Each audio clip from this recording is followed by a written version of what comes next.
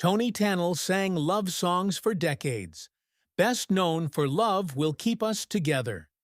Hidden beneath the music, her relationships were crumbling. Tenille kept her emotions to herself for years, while the public regarded her as half of a golden duet with Daryl Dragon.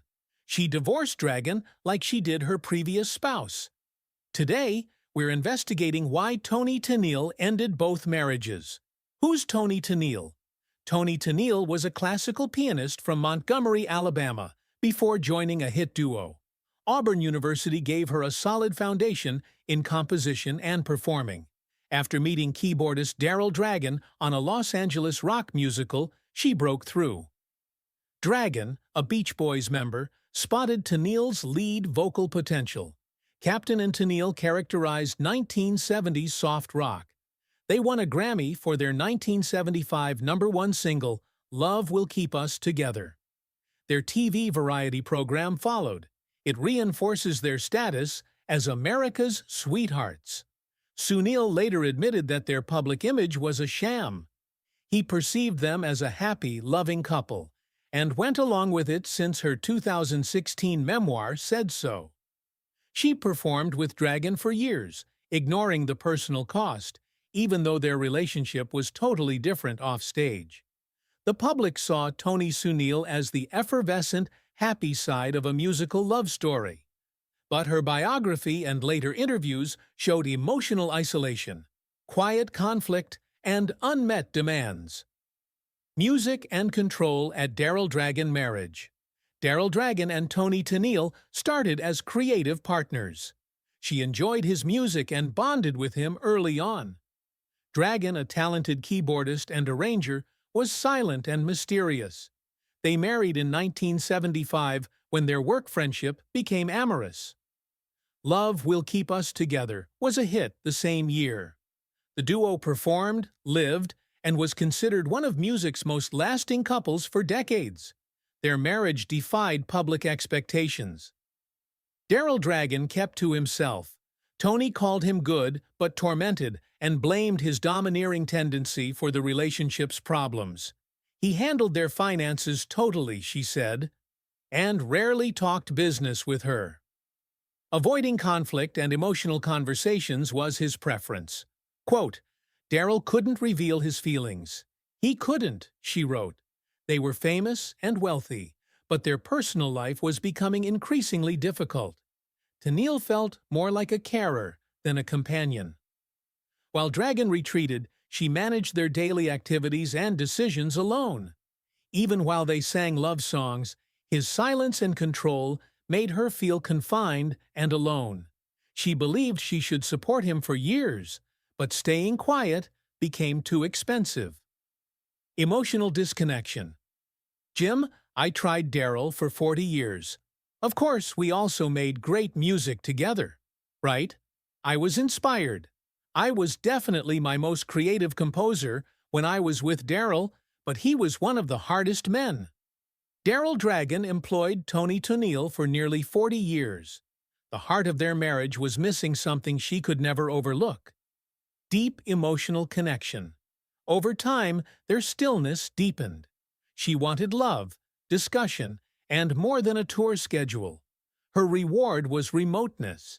She said she tried to improve the relationship, but realized Daryl wouldn't change. He couldn't connect with her deeply, making her feel invisible at home. Despite sleeping in the same bed, she often felt alone. Her memoir's line, I was laying next to a man who would not or could not return my love, was powerful. That sentence expressed her suffering. Daryl wasn't vicious. In every aspect, he was disconnected from her. He wouldn't meet her halfway, no matter how hard she tried. Tenille didn't go abruptly. She stayed years, hoping something changes. Years passed without change, only silence. She filed for divorce in 2014 after accepting that she couldn't live her life expecting to be noticed. Quote, I left to rescue myself, not damage him. Taking care of Daryl after divorce. Toni Tenille left Daryl Dragon without resentment. She maintained close ties with him, following their 2014 divorce. She managed his treatment as his health declined. Tenille didn't abandon Dragon, who had Parkinson's illness. She lived near him in Prescott, Arizona, and visited him often. "I wouldn't leave him," she said. "I couldn't marry him anymore." Their post-divorce relationship confused Dragon and others. Despite her repeated explanations, he never understood why she left. Lack of understanding made the marriage difficult. She had given her love and support for years, but was ignored and confused. She supported him when he needed it. When Daryl Dragon died in 2019, Tenille was there. She clutched his hand as he left. Idiot, her sadness and clarity were real. Though she loved him, she left to preserve herself. The divorce didn't break their bond, it just let her breathe again. Her first marriage, the forgotten husband. Toni Tenille married Kenneth Shearer before becoming captain and Tenille. They married in the early 1960s as she was building her music career. She worked behind the scenes in music and theater before becoming famous.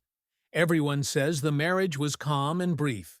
She divorced in 1972, 3 years before her breakthrough. Tenille rarely mentioned Shearer in interviews or her memoir, although she did so detachedly. No major betrayal occurred. Bitter recollections were absent. The romance failed. It didn't offer the personal growth and artistic bond found with Dragon as a young woman. First marriages were more like stepping stones than partnerships. The divorce ended a calm era in her life that never took off. Her memoir and Why She Speak Out. Toni Tenille hid her anguish for decades. She smiled in soft rock love songs and her variety act with Daryl Dragon. She ultimately revealed her personal life in Toni Tenille, a memoir, published in 2016. Writing the book wasn't revenge. She tried to justify to herself and others why she left a great marriage. She explained her drive simply. "I wanted people to know you can love and leave." Her narrative wasn't scandalous. It wasn't loneliness. She recounted years of emotional neglect and profound sadness in her memoir. Though not spiteful, her writing was thoughtful and clear-eyed, like someone who had carried the weight of quiet for too long. You should respond now. What's your favorite Captain and Tenille memory? Comment below.